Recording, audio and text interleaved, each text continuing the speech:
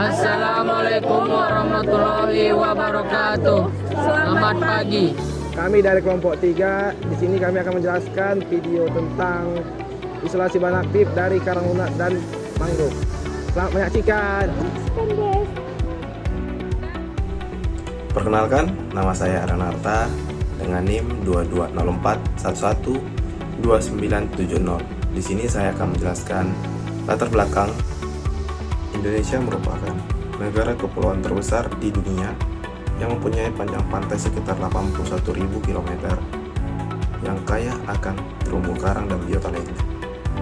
Hampir di seluruh perairan Indonesia memiliki karang lunak dengan tingkat keanekaragaman yang tinggi.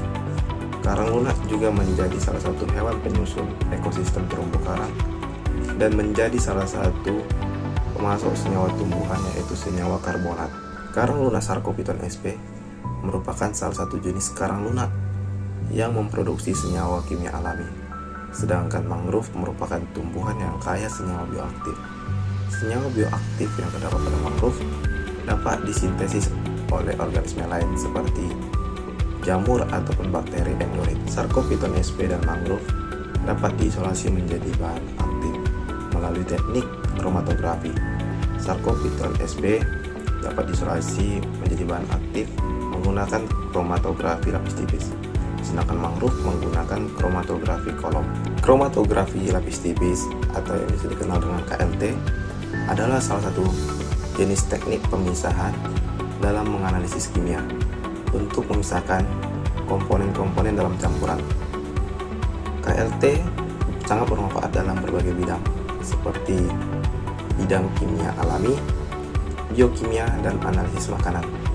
KLT memanfaatkan perbedaan dalam afinitas komponen terhadap fase diam dan fase gerak untuk mencapai pemisahan yang diinginkan. Selanjutnya adalah kromatografi kolom. Kromatografi kolom adalah salah satu teknik pemisahan yang sangat penting dalam bidang kimia analitik dan sintesis. Teknik ini digunakan untuk memisahkan komponen-komponen dalam campuran berdasarkan sifat fisik dan sifat kimia mereka, seperti ukuran, polaritas, afinitas terhadap fase diam dan fase gerak. Kromatografi kolom sering digunakan untuk bidang penelitian, pengembangan obat, dan analisis bahan kimia. Isolasi adalah proses pemisahan atau pengembalian senyawa bahan alam dengan menggunakan pelarut yang sesuai. Sejak abad ke-17, orang telah dapat memisahkan berbagai jenis senyawa dari sumber-sumber organik. Sumber organik tersebut terdapat adalah metabolit sekunder. Metabolit sekunder berasal dari tumbuhan dan hewan. Isolasi bahan aktif pada tumbuhan adalah proses pemisahan senyawa kimia dari sumber alami yang menggunakan pelarut yang sesuai. Proses ini bertujuan untuk mendapatkan senyawa murni seperti metabolit sekunder yang tidak terlibat langsung dalam pertumbuhan, tetapi memiliki hal penting seperti senyawa fenol, alkaloid, dan terpenoid. Isolasi bahan aktif pada hewan adalah proses pemisahan senyawa-senyawa kimia dari jaringan hewan untuk mendapatkan metabolit sekunder yang memiliki potensi farmakologis.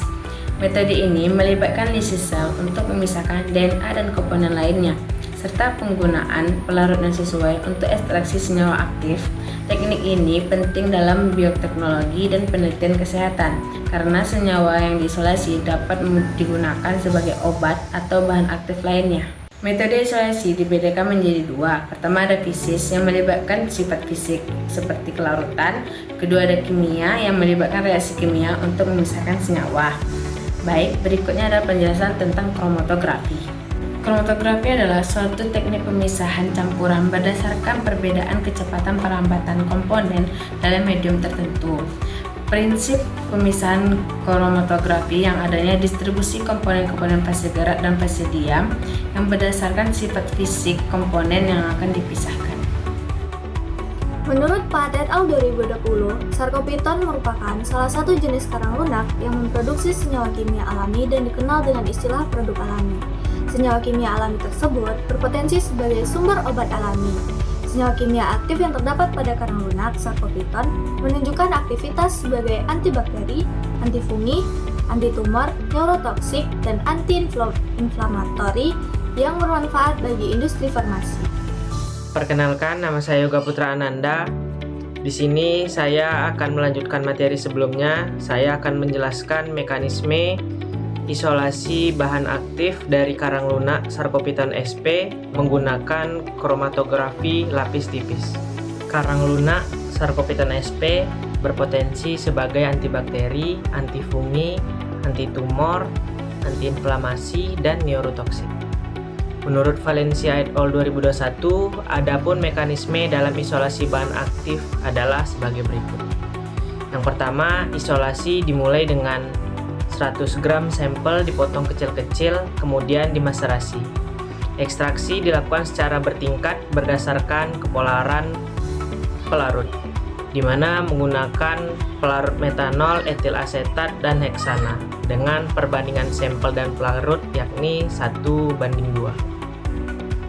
Langkah selanjutnya yakni dilakukan fraksinasi ekstrak metanol dengan fraksi N-heksan sebanyak 20 ml. Lalu dihomogenkan dan disaring menggunakan kertas saring. Filtrat yang dihasilkan dilarutkan dengan fraksi etil asetat sebanyak 20 ml. Kemudian dihomogenkan dan disaring untuk mendapatkan filtrat akhir yang kemudian dihomogenkan dengan fraksi metanol sebanyak 20 ml dan didapatkan ekstrak berbentuk pasta metanol, etil asetat, N-heksan, dan ekstrak kasar dari N-heksan.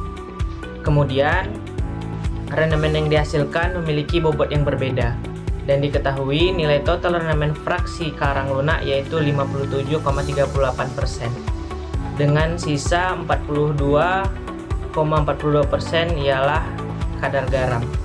Kemudian tahap selanjutnya dilakukan pendeteksian senyawa dengan menggunakan sinar UV 254 nanometer dan 366 nanometer.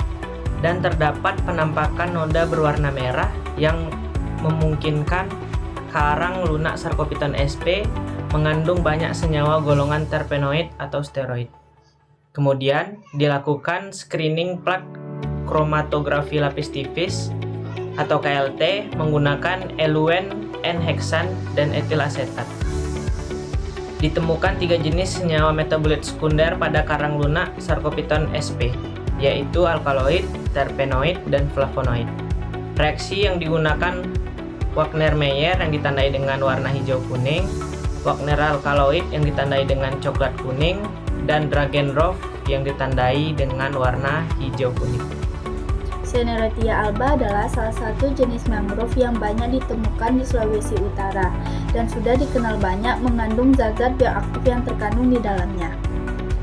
Hasil penelitian terdahulu yang telah dilakukan terhadap daun mangrove Seneretia alba, yaitu menurut Tulang et al., bahwa pada daun mangrove Seneretia alba yang diekstrak dengan metanol dan etanol dengan metode Socklet dan meserasi terhadap komponen bioaktif, yaitu fenol, flavonoid, steroid, saponin, terpenoid, tannin, dan alkaloid, berpotensi sebagai antioksidan alami.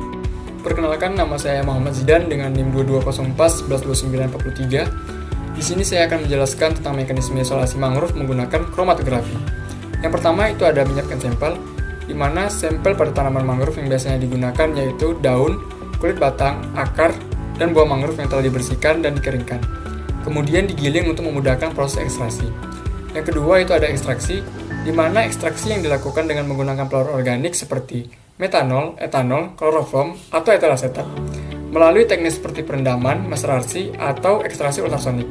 Yang ketiga itu ada metode kromatografi, di mana metode kromatografi kolom dan kromatografi lapis tipis adalah teknik yang umum digunakan.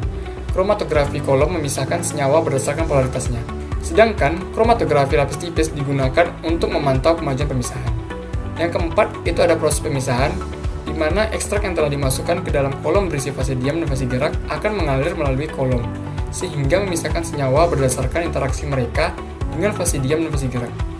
Yang kelima atau yang terakhir itu ada identifikasi senyawa, di mana senyawa terisolasi dapat dianalisis menggunakan teknik seperti spektroskopi ultraviolet atau UV, spektroskopi massa atau MS, dan resonansi magnetik nuklir atau yang disingkat dengan NMR. Itu digunakan untuk menentukan struktur kimianya.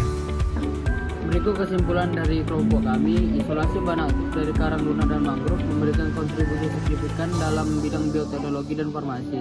Karang lunak yang merupakan bagian penting dari ekosistem laut, serta mangrove yang berfungsi sebagai penyangga lingkungan pesisir. Keduanya mengandung senyawa bioaktif yang berpotensi untuk digunakan dalam pengembangan obat. Penelitian menunjukkan bahwa senyawa yang diisolasi dari kedua sumber ini memiliki aktivitas antimikroba, anti-inflamasi, dan anti kanker. Secara keseluruhan, isolasi bahan aktif dari karang lunak dan mangrove tidak hanya berpotensi untuk menghasilkan produk farmasi baru, tetapi juga dapat mendukung upaya pelestarian lingkungan dengan kolaborasi antara ilmuwan, pemerintah, dan masyarakat. Kita dapat memastikan bahwa sumber daya ini digunakan secara berkelanjutan untuk manfaat generasi mendatang. Sekian kesimpulan dari kelompok kami. Saya ucapkan terima kasih. Sekian video penjelasan dari kami, semoga bermanfaat. Assalamualaikum Assalamualaikum warahmatullahi wabarakatuh.